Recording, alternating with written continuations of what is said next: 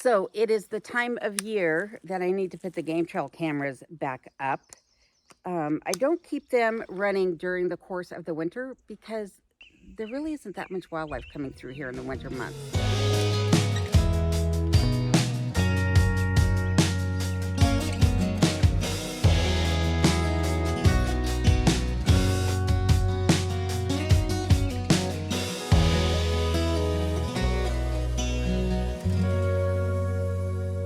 Before I purchased my cabin, it had actually sat vacant for a number of years. And because there was nobody here, the animals were free to come and go through the property without fear of human involvement. But as I've established myself on this property and the fact that I do have a large dog with me, it means that the animals are coming by less and less frequently. As I was saying, hopefully I will be able to capture some images of wildlife cutting through the property. In the wintertime, as I stated, there really isn't a whole lot of activity out here. In fact, I only saw the one set of tracks going through the yard this winter. While I would love to see some wildlife on the trail cameras, I don't necessarily want to run into any while I'm out here today because the ground is absolutely saturated.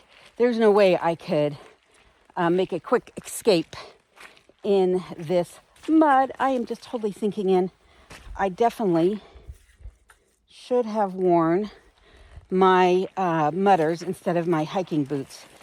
The rain did take away the majority of the snow back here, but there's still some, and the ground is downright boggy. As I'm walking along, I'm looking for tracks in the snow, and the only thing I can see is that maybe a moose has been back here recently. But now that things have started to warm up, the wildlife should be returning.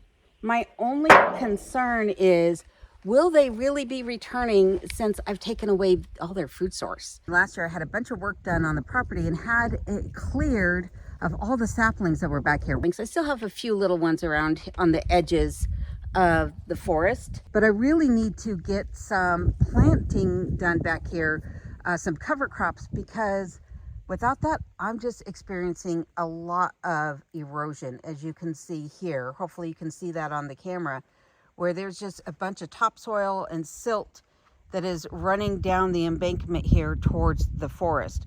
So I do have a bunch of wildflower seeds that I had purchased last year, Alaska native wildflower seeds, so that I can get some ground covers in here to help back that topsoil layer and prevent further erosion, and also so that I'm not just dealing with a muddy mess.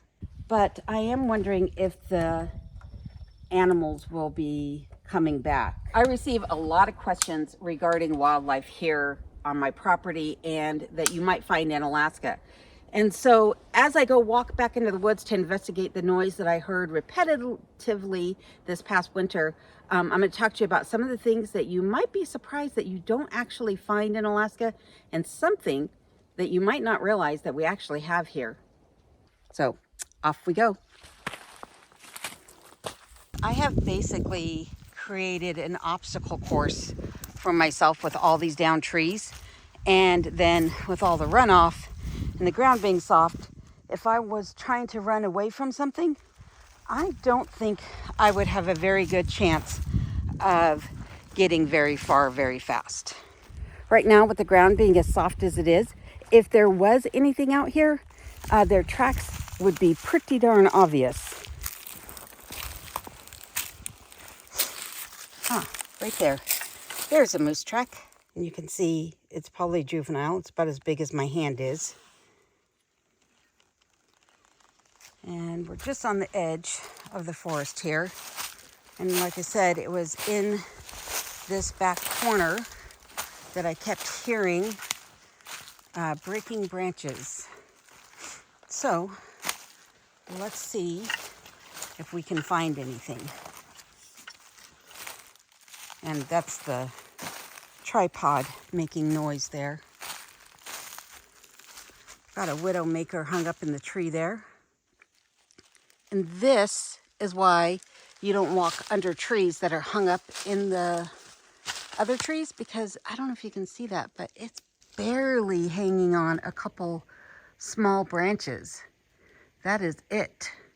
So at any moment, those branches can let go and it will fall. And if you're under it, it'll crush you. Even if it bonks you on the head, it might kill you. And that's why they call them widow makers. The sun has started to poke out a little bit, which is nice. Bring a little warmth into today. Today's been kind of cold. It's been raining, like I said, over the last few days. And it is expected to rain again today. But what I wanted to say was, as I walk through the property here, back through the woods, I am thinking about the animals that I have seen on my property, whether I've just seen their tracks or I've actually seen the animals themselves. Things that you would expect to see, right? Like bears. I have not seen the actual grizzly bear on my property, but I have seen evidence of it in the way of footprints, such as this one here. I did have a black bear come through that I was able to capture on the security camera, the one I was just at. And I've had a wolverine come through the property. Not that I saw him on my property, but again, I saw his tracks. And I did see him just outside of my property on the road. Moose, of course, I've seen on the property. I've also seen fox and the ermine. In case you didn't know it, fox actually are very stinky animals. They smell a lot like a skunk, but believe it or not, we don't have skunk here in Alaska.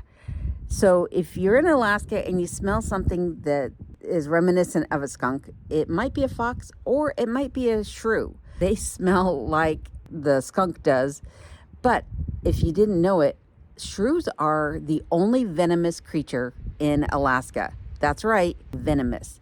Now, it won't actually do much harm to a person. If anything, it's going to cause some irritation and pain for a few days, but it won't kill people. They use their venom to actually immobilize their prey.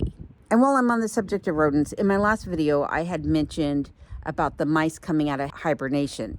And while a house mouse and field mice, deer mice do not hibernate, in this part of Alaska, we actually have meadow jumping mice. And the meadow jumping mice do actually hibernate. So now you know. And other small animals like that, there have been coyotes in the area, as I've talked about recently. And again, I see evidence of them around. But one other thing that I have not seen on the property, but I have definitely heard, despite what I've been told, is wolves. Now, again, as I mentioned, when I first purchased this cabin, it had sat vacant for a number of years. So there was no scent of human or human interaction to discourage animals from coming close to the cabin. And I did have an encounter with some wolves early on when I first arrived at the cabin.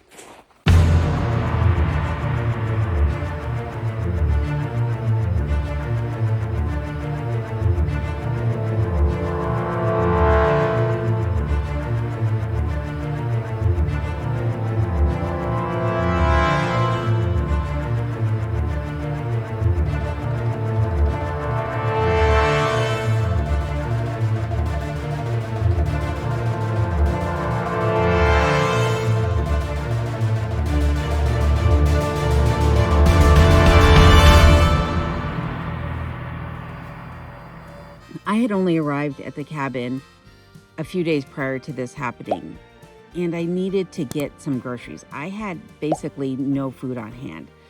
So that meant that Kenai and I were making a trip into the Matsu Valley to do our shopping. That is at least a 3.5, maybe a 4-hour drive, depending upon the weather, just to get there, and then, all the time to do the shopping. And I wasn't familiar with the area at the time. And then, making the trip back across to this side of the state. By the time I arrived home, it was late in the evening. And I had heard a noise on the side of the cabin. And I thought that it was probably a bear. And so I thought, well, I'm going to tap. I don't show it in this video, but I thought I'm going to tap on this post here and I'm going to say, hey, bear, just letting you know I'm here. Guess what? It wasn't a bear. It was wolves. And as soon as I tapped on that pole, they started going off like crazy. Kenai is very well behaved, thank goodness. And I also think he's had experience with wolves and coyotes prior to me finding him. This little whimper you hear or growl right there, that's Kenai reacting to them. But needless to say, the groceries stayed in the car that night and I unloaded them the next morning. Over the years, I've heard wolves off in the distance back behind me.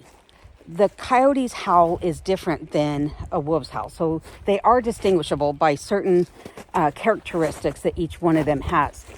But one other thing to keep in mind is that I've been told, the Department of Wildlife, Fish and Game, they do a great job of keeping wolves out of this area. And that might be true. Well, I back up to a national park and refuge. And animals don't understand game management boundaries. And in the wintertime when the rivers are frozen, there's nothing to prevent them from coming across that river and making their way into this area. If they're chasing prey, they're going to go where the prey goes. So the other thing is that there are trappers in the area that I personally know that have told me that, yes, there are wolves here. They're trapping them all the time. One of them got a juvenile wolf that when it stood up was as tall as me.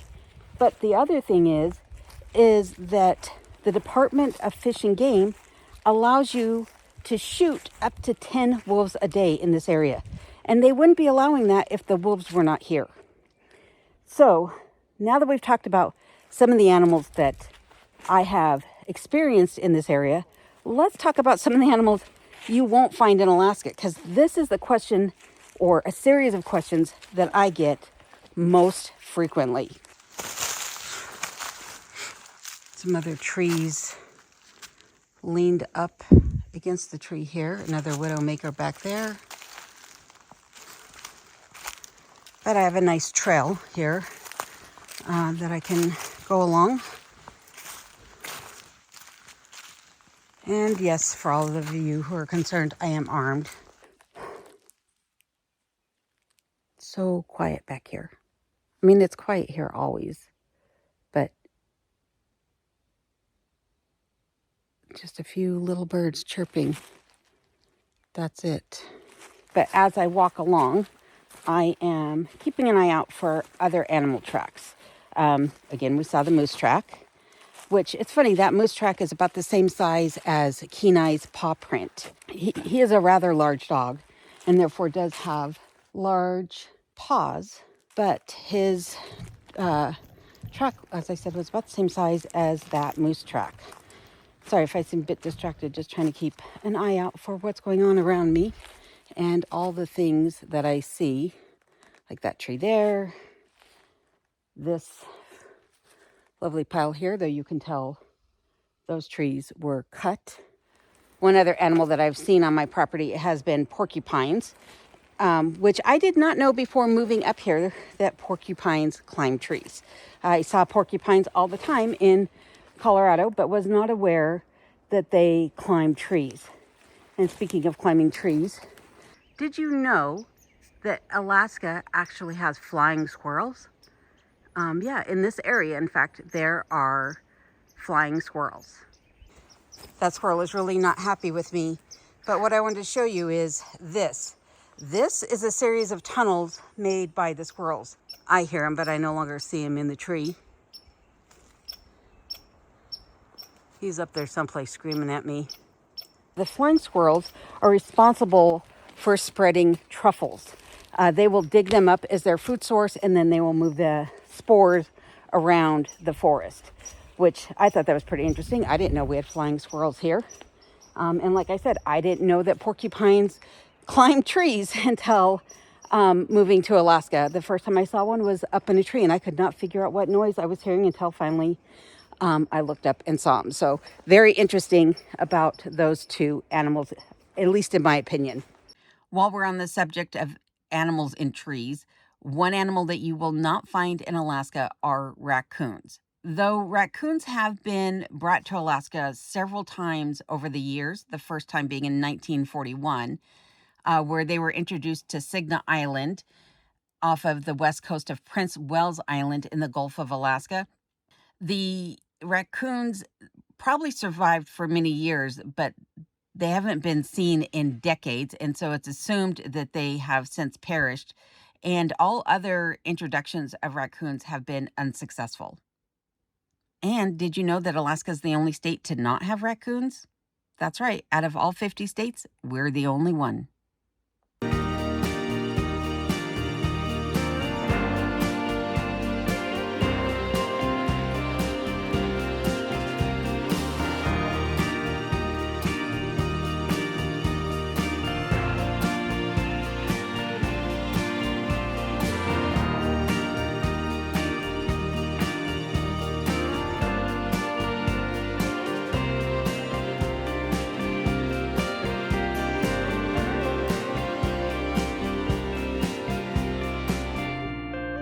One other animal that I've not seen on my property, but I know is in the area, are lynx. I've seen one on the road that I live on.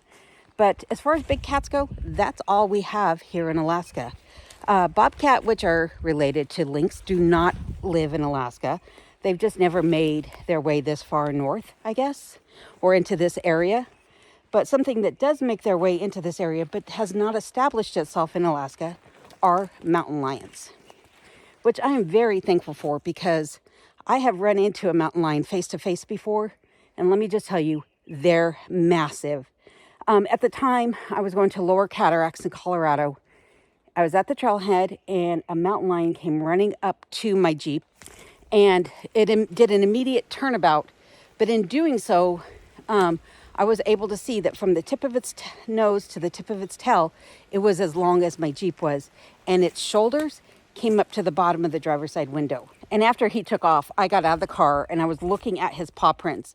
And let me just tell you, their paw prints, or at least the one I saw, was as big as dinner plates. Massive.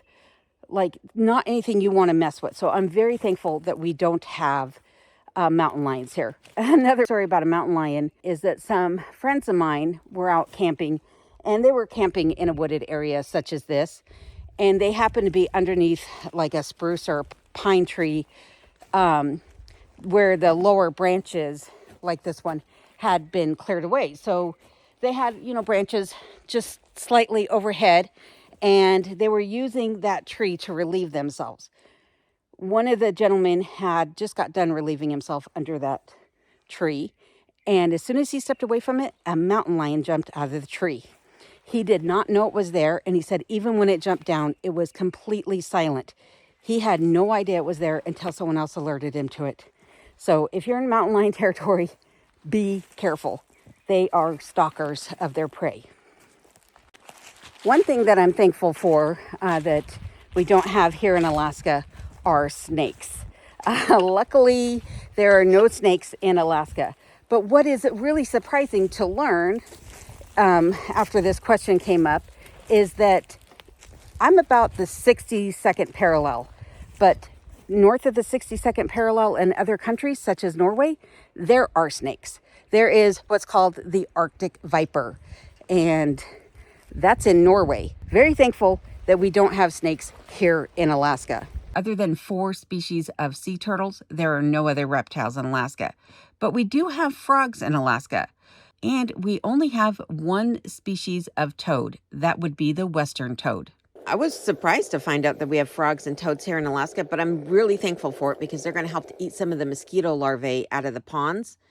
And we have bats, which will eat the more mature mosquitoes. But the mosquitoes that survive, they do not carry any parasites. So you can't get malaria or Zika or any of the other parasite-borne diseases from the mosquitoes here in Alaska. They just can't survive our long, cold winters.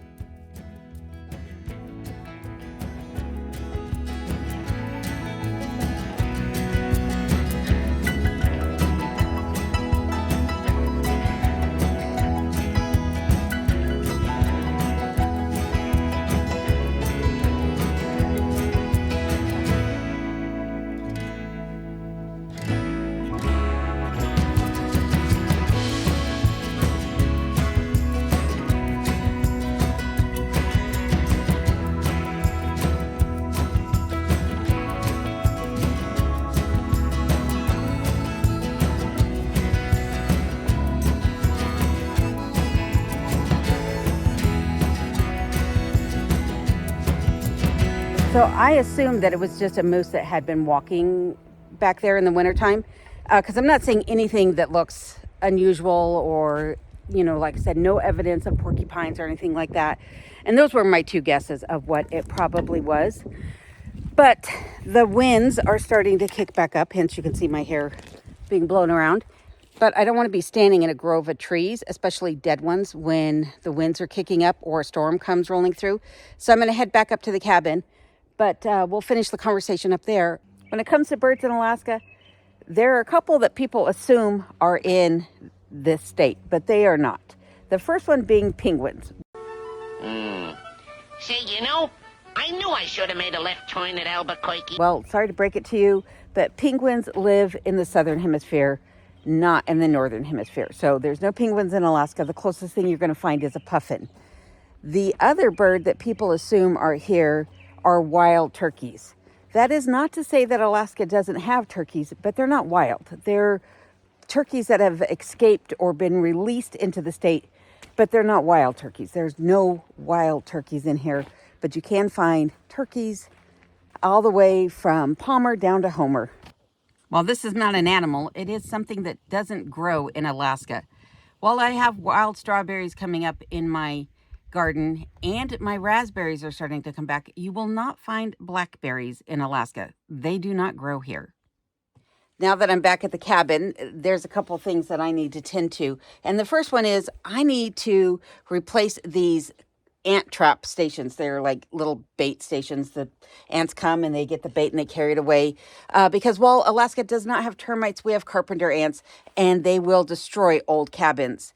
And then I'm going to go inside and I'm going to make myself some crawfish etouffee.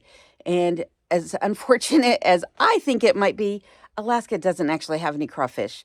So luckily I can buy frozen crawfish at the store, but you cannot even ship live crawfish to Alaska.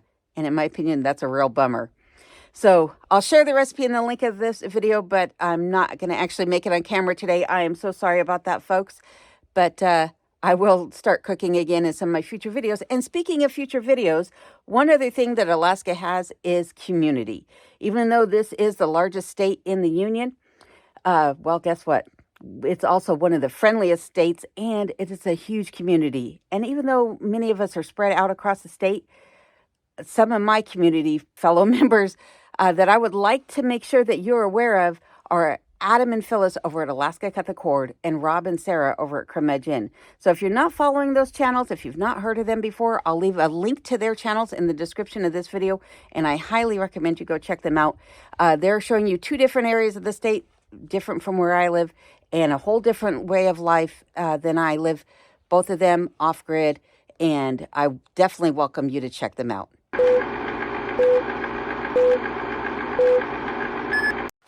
Well, I assume that it was probably an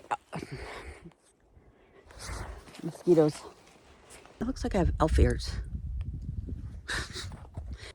But I get questions about things that I don't even know how to say this. Before I purchased my cabin, it had sat vacant for a number of years.